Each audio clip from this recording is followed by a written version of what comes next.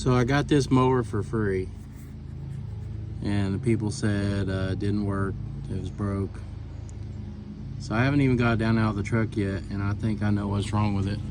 First of all, it doesn't have any gas in it, but if you look right here, you can see this handle is broke. And the reason that broke is because this cable is seized up. And they've pulled on that super hard trying to pull that cable loose. Well, if that cable is not working, then this is not moving forward, which is like a safety mechanism that lets the mower run. So I have a feeling if I take this off, this cable, and take that spring off and just bypass that cable system, that this thing will run.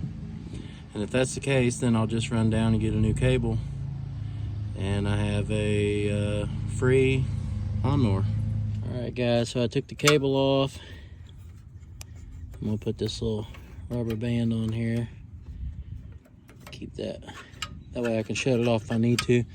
I just put gas in it. As you can see, I spilled it and it's leaking everywhere. Let's see if I can get this thing started. There, like this.